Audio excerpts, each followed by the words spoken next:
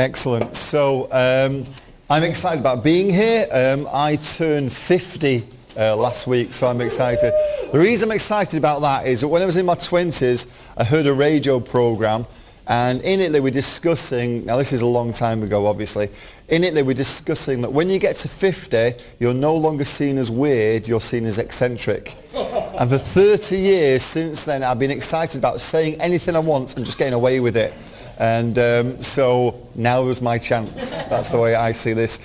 So we're going to talk about something I'm calling the Flow 2.0.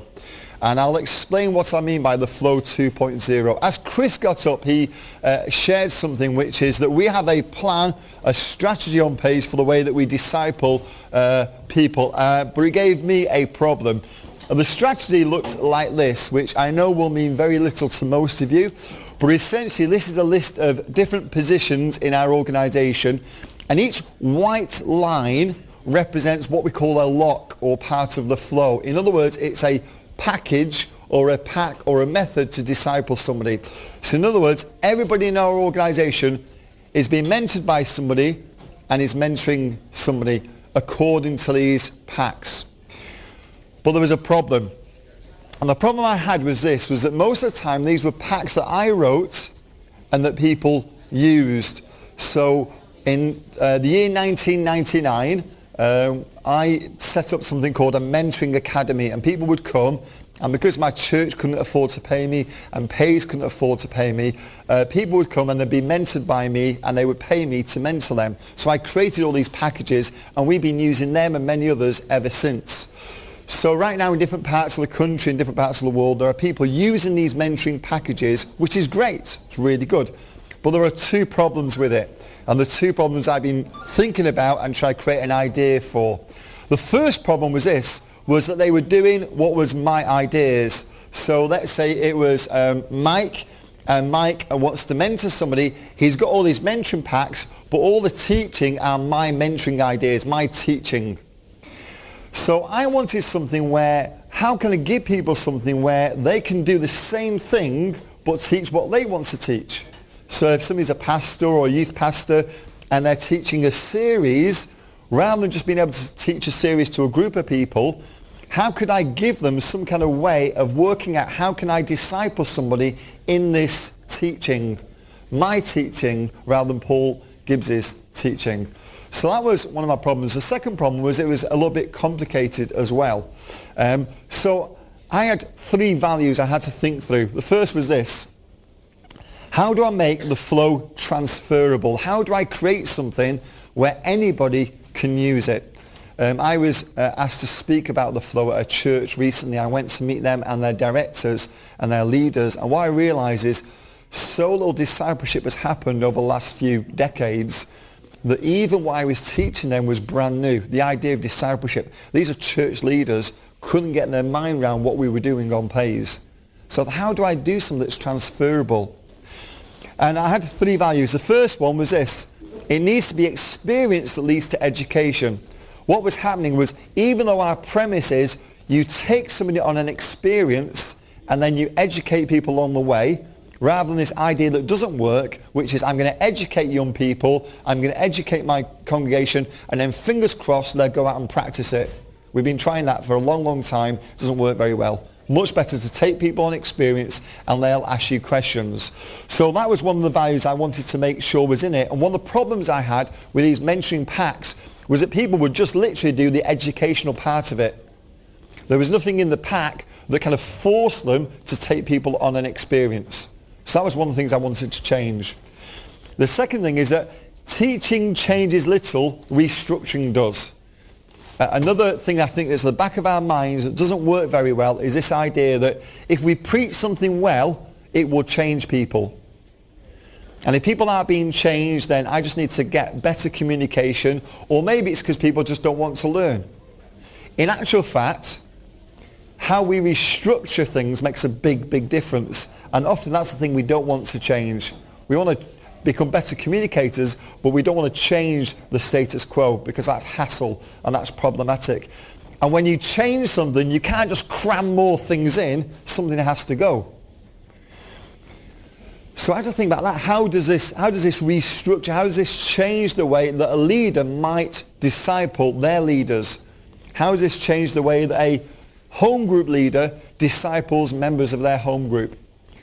And thirdly, I put this tweet up today. I'm trying to tweet a leadership principle once a day for a year. I'm nearly there. And today's was, when people seem to be getting stupider, it's often because things are getting easier. Don't make it too simple. I listened to my wife spend 2 hours on the phone today to try and change 3 bills with the electric company, the water company and some other company. It took her 2 hours explaining really basic things. We were in one house and now we've moved to another house. I just want to give you the address. Oh, I don't know if I could put that in my system. And the technology has made people stupid, I think. Well, maybe not the technology, but we made things so easy for people, people don't have to think. So I wanted to create something that helps people disciple, but it doesn't make it so easy that we just rely on the system. Does that make sense? Does it? Yes. Good, excellent, okay. And thirdly, it should not be easier, it should be more effective. So I want to show you my idea. This is the thing that we're going to start to give people in schools, throughout Pais, throughout the world. It's based on various learning cycles. So there are certain ways you learnt anything you ever learnt. The way you learnt to write is the way you learnt to walk, is the way you learnt to speak in a public setting, is the way you learnt to make friends. Everything you ever learnt is the same way, and you go through a certain cycle. And you see Jesus taking people through that cycle. So I'm going to show you what we do. What we've decided to do is come up with a template. And you're going to get a look at this template on the screen in a moment, but afterwards in our collaboration, we're going to give you a copy of this template to work on. And there are 4 parts to the template. So the first part is this.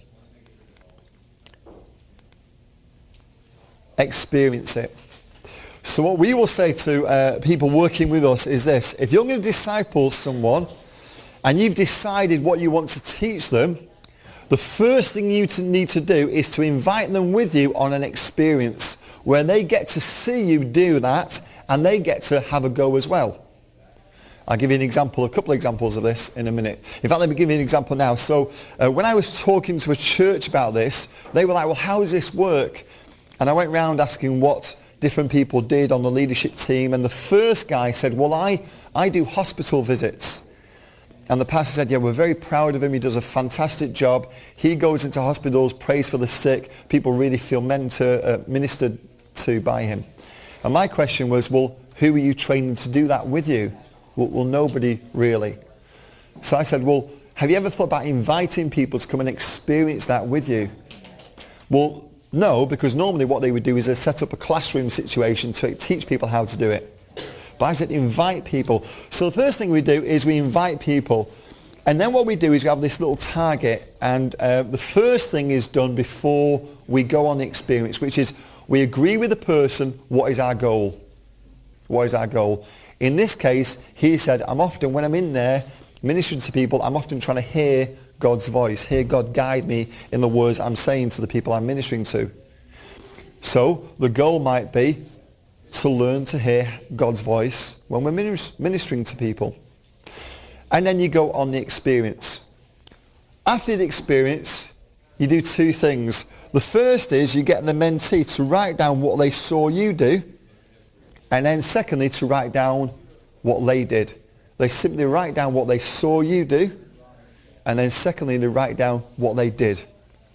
And they experience it, they've experienced it. What this does is it forces us not to hide behind a pulpit and just educate people. And it asks us the question, are we doing what we're training other people to do? The second thing is question it. Some people in life get stuck at this first stage where all they do is experience, and they love experience. At the moment people love experiences. We gather experiences, and if we're busy we think we're effective, but sometimes we don't stop and question it. So at this stage we simply ask them 2 questions.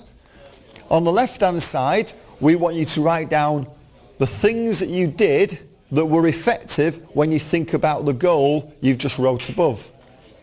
And on the right hand side we want you to write down the things that didn't work so well. Very simple, very straightforward. So people can do that. People start to question, well, did it work? Did it not work? Thirdly, understand it. Now this is blank because this is where they begin to do some work. And what you begin to do is ask them what I think is a really key question. You're trying to help them find more than just what to do. You're trying to help them think how to think and understand principles. So at this place, what you do is you try to get them to see a principle, to understand why those things didn't work and why those other things did work. And this is the question you ask them. If I wrote it down, I ask it this way. What did the things that were more effective have in common that are not present in the things that were not effective?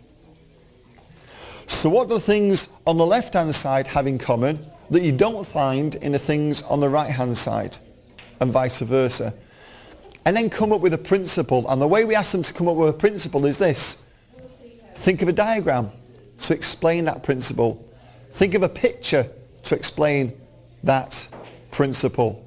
Or even just come up with a simple phrase that will explain that principle if you were going to train people in how to do this. Before I go on to the fourth one, let me explain a typical example. Let's imagine we were training people on how to put on an event. So we decided to do an event, and the event was about sharing our faith with people. So we decided we were going to train some young people, let's imagine, in how to put on an event. The first thing we would do to them is say, hey, we want to invite you to get involved with us in the leadership of this event. Now, first of all, let's work out a goal. Let's say it's 100 people. We want to get 100 people in the building. So then we do the event, and we do lots of different things. We put radio adverts out, we put flyers on buildings, we go into schools and we talk with young people, we go into schools and ask teachers to give out flyers, we give flyers to young people and ask them to share them with their friends, and we do all these different things. Then we come back together and we say, okay, we did the event, we got 80 people. First of all, what was our goal? 100. Did we make our goal? No, we got 80, not 100. Okay, so let's question it. What worked and what didn't work? When we do the survey and we ask people why they came, what do we notice? And maybe there's a list of things on the left-hand side. Well, when young people told their friends, they came. When a teacher told them, they didn't come. When we put a radio advert and a TV advert, nobody really seemed to come because of that. But when we gave flyers and the young people went to different places they went to and gave out, that worked. So then we get to the next, we have a list of what worked and what didn't work. And then when we come to understand it, we say to them, okay, so what's the principle? And in our minds, we already know what we're hoping they're going to discover. Because the principle is, when people were invited because of relationship, it worked. But when there was no relationship, it didn't work. And they get a principle. So now they've not simply learned how to invite people to a youth event, they've learned a principle for all invitation. Relationship works. Relationship is key. And you might ask them to, okay, well, I want you to teach that others. There's an Arabic proverb that says to teach is to learn twice. So I want you to create a little diagram or take a photo that we can pin on there or write that in a little phrase so you can remember something and it's easy to tell others that relationship works. And then the fourth one is this, that we then multiply it. So Jesus clearly taught that when we disciple people, it should lead to multiplication. So we asked them 3 questions here, and I've got 3 little lines. First, discuss what they need to do to go the first mile in teaching others. So if they were to teach this to others, what's the first thing they could do? Then secondly, we asked the question, what can they do to go the extra mile? And what goal could they set? What could they do to go the extra mile? And what goal could they set? And then thirdly, we asked this question, what would it be like to go, as Chris Cunnington calls it, the different mile, or as I like to call it, the diverted mile, or even the perverted mile? What would it be like to do something similar to this, but not really what you've been asked to do, not really what you've been taught? What would that look like, and where would that lead? So this is a simple template. Kind of subconsciously I've been using this for years now, but I've never written it down like this to show people. The idea, this is my idea, is that we give people these simple diagrams, and when we say to people, why not disciple somebody, rather than simply they turn to education, what we do now when we give this to people on Pais, it first of all forces them to take people with them, because it doesn't work otherwise. And it takes people through a diagram to help people question, understand, and then do it differently.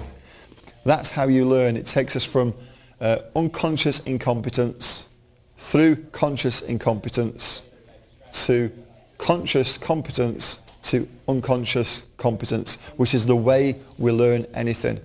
And that's the idea I'd like us to think through today.